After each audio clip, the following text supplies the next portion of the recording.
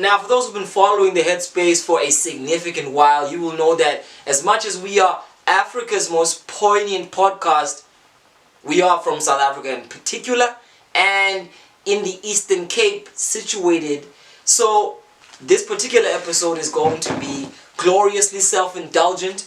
I'm talking about homeboys and homegirls. I'm basically talking about the home turf, because every now and again you need to refract back home, analyze how far your own environment has come from. It's kind of like an extension of that authenticity thing that I'm always riffing about, how to understand the power of how to transcend yourself to the rest of the world. It's very, very important to understand the kind of codes that are actively budding in your own environment. So this particular episode is dedicated to the province of the Eastern Cape in South Africa. So for those who do not know what that is, it's a particular landmass whose history kind of situates and locates itself with the people who are most famously known as amaXhosa, which is kind of like a reductive term for different kinds of groups. Among them, the people known as Amamfengu, Matembu. But we go on and on and on and on and on. It's the milieu that produces some of the most radical revolutionary minds, artistic figures, and just an interesting color that has contributed to the life of South Africa in ways that are resoundingly impactful. Formerly part of the Bantustan area, where the white government of the past termed it Ciskei and Transkei, separating these two places and kind of putting heads of state to manage black people in their own affairs, while kind of being a microcosm of apartheid, which later broke down. And if you know your apartheid history, or for those who are overseas, apartheid history, you'll know that it was Nelson Mandela and kind of, no, he wasn't spearheaded by Mandela, but Mandela is kind of the face of this revolutionary movement that broke apart and destructured apartheid in its white face, though didn't end it, because as a South African I can tell you, we live and still breathe in an apartheid which has made itself invisible, because now it's economic and very much so still existent, which makes episodes like this even more important. So VJ, enough of the politics, let's go into how this even has to do with the music. Somebody asked me on social media a while back, yo, who are your favorite Eastern Cape rappers right now? And you know, surprisingly, it didn't take me that long to figure it out, which was really something that taught me a little bit about how social media is affecting my own patterns of gleaning what's actually active out there. Say what you may about this medium in all of its politics and how it kind of galvanizes separation and puts us into these boxes where we affirm our differences rather than see through each other's unity. But the one thing that it does effectively is that it gives us a nice gradient and map of the active work that people are actually doing out there, and the algorithms will cater to the things that you're interested in. So seeing as that I'm a lover of the culture, of hip-hop, South African pop culture in general, these things come to me. So when the answer was put forth, the algorithms did their work in my head in a way that was actually surprisingly quicker than I thought. So this is VJ's top 5 Eastern Cape MCs right now. Maybe that right now needs to be bracketed, because it isn't an absolute list of names who could be considered amongst the quote-unquote greats.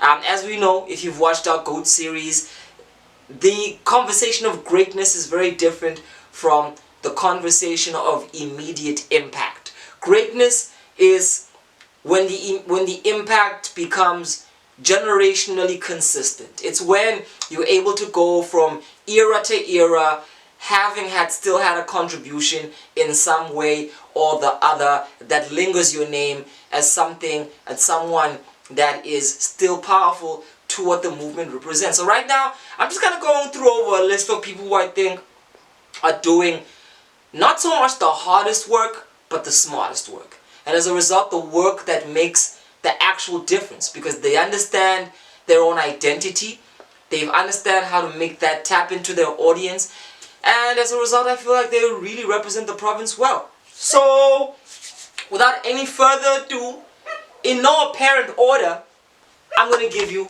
my top 5 easy rappers. Now, the name I'm going to name first is somebody who was born in Engcobo, but is now active in Pretoria, kind of doing his thing in a way that is taking the narrative of Eastern Cape Xhosa rap to corners where it is not familiarly known. I think he's doing really great work, especially with the single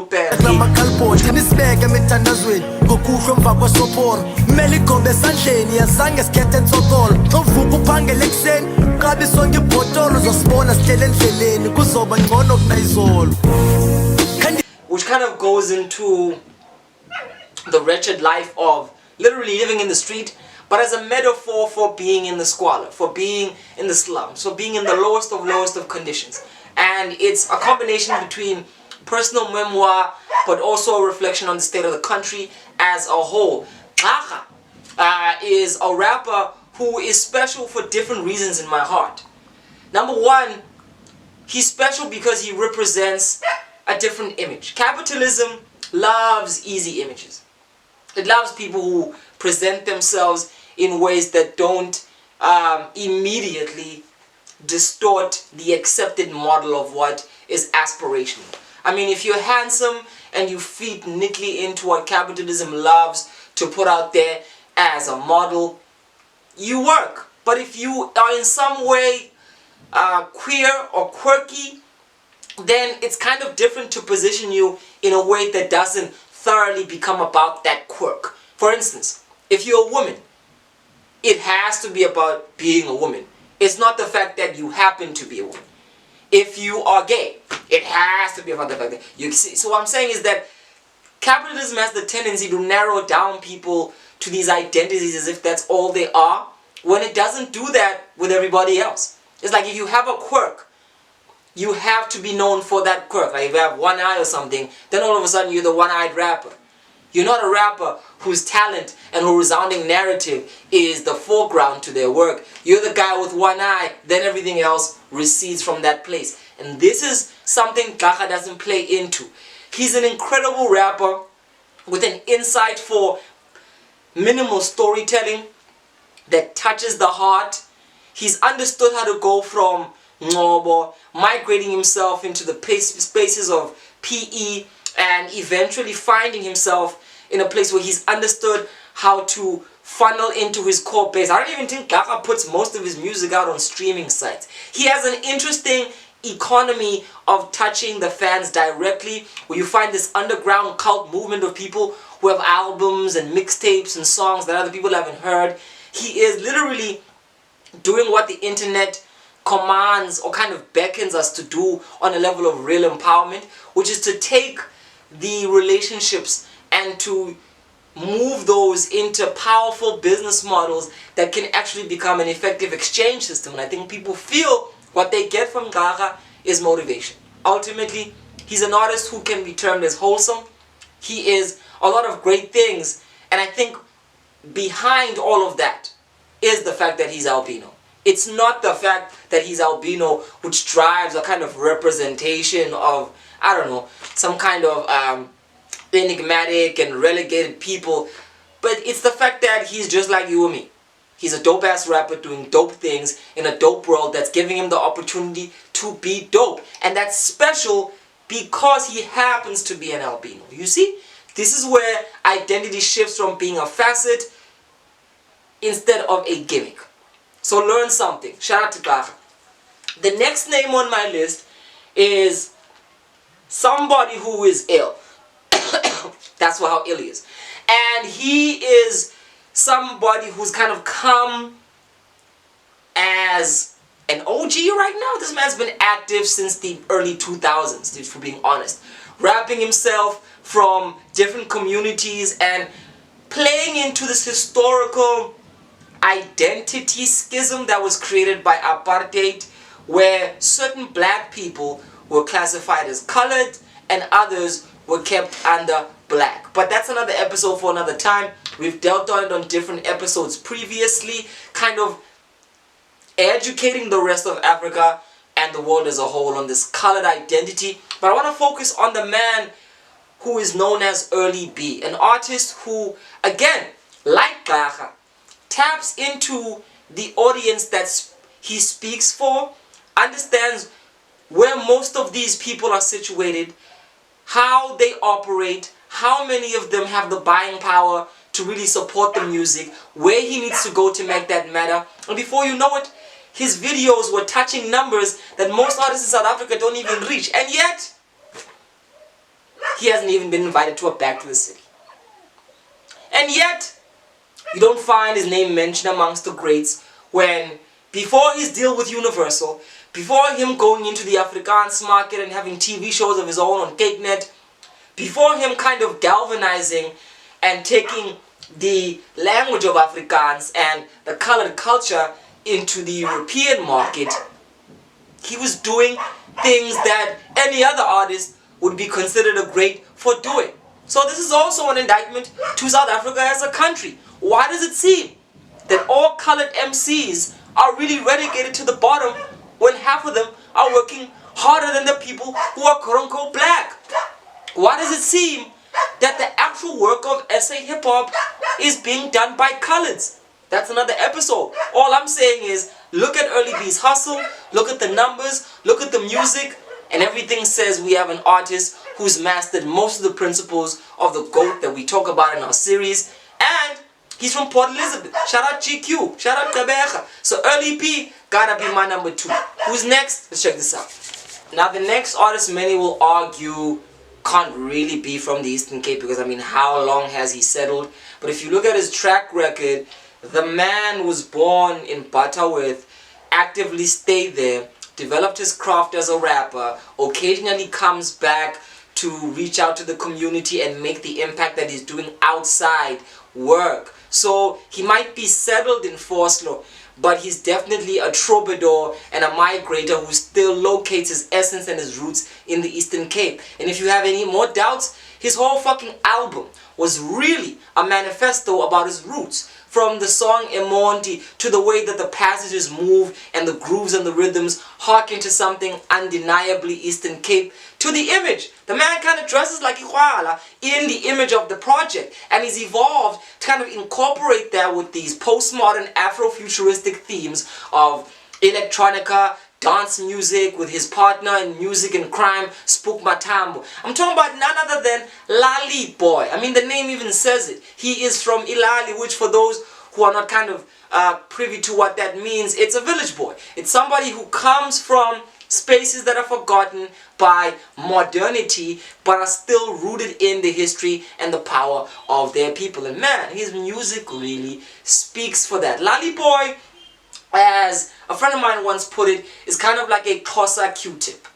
You know, sharp voice, resoundingly groovy enunciation, places his pockets in the right place, a flow that's metrically aligned to the grooves in a way that just sits so comfortably, doesn't overrap, but positions his music and his vocals in a way where the music really overrides the company of the emotional experience. So I'd like to give the man flowers for taking, one, the opportunity to separate himself in terms of his sonic texture.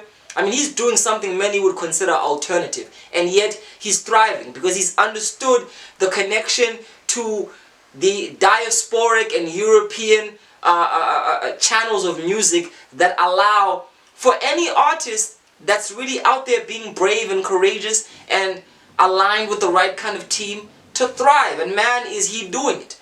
Do a little checkup on Laliboi, Laliboi, and you'll see fantastic things being done on the world in general. And I don't know why we don't speak of artists like this, who are moving in the same vein as many of the popular artists who we like to talk about, but are doing it in a lane that seems pretty much uncatered to by South African capitalism, and the rest of the world seems to notice it. Man, I am proud to claim Laliboi as Eastern Cape because he's teaching so many lessons. Lesson number 1, don't be afraid of how weird you think your style is. There are millions of people out there who are probably your kind of weird. 2, take that, move it into a buzz of initiative to align with the kind of people who understand your sound, who understand your work ethic, and you find a team. You'll find the people who can assemble and help mold you into this powerful force that the rest of the world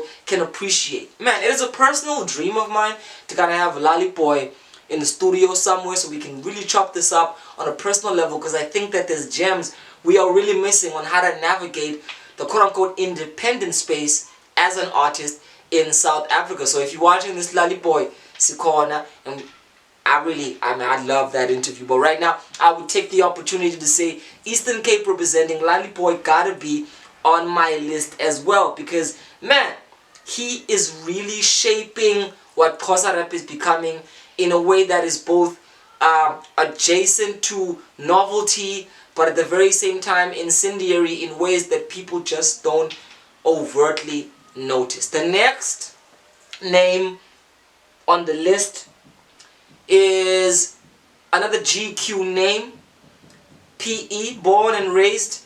Now this young gun is somebody who has consistently given us lyrical dexterity perfectly balanced with an expert songwriting appeal. And I feel like in the past 2 to 3 years, he's reached a cusp of self-awareness as the internet has become more and more of a marketplace. He understands how to locate himself as an artist.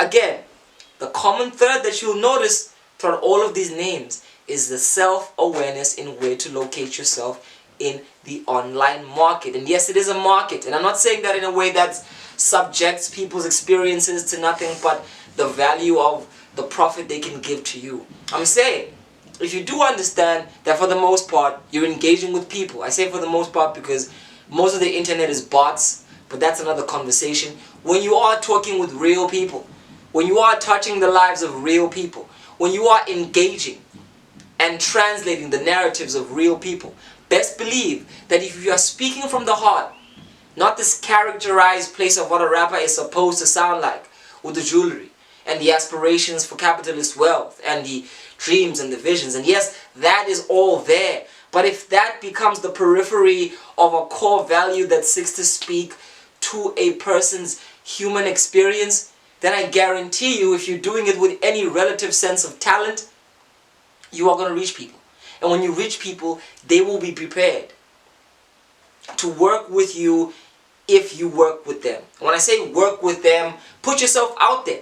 Kenji, apart from releasing music that's been quality, decided to really catch in on these competitions, to catch in on these video trends where people freestyle on popular songs. And it's these kind of opportunities that are coloring his career in the in-between in ways where the margins are breaking, because he's utilizing himself as a vessel to take every opportunity that he fits in to make his narrative grow wider. And this is what I think is a weapon that a lot of artists are not noticing. So even with singles like Ndabezitha and this burgeoning anticipation for his album, Kenji has already put himself out there as one of the hottest artists in the Eastern Cape in his generation. One who's able to kind of borrow from the eccentricities of trap and put himself in a light where he's making danceable music that has a political edge. So shout out to Kenji, shout out to PE, and that's what it is. It is what it is, and you can't fight it. And to counter round it off, the last thing, Ian, and this is again to emphasize, this order isn't chronological, it isn't hierarchical, it's just, I'm kind of just spazzing on this one. But I know the names who have been indelibly on my mind, and another name has to be Dyna Steeze, aka Nomdyna.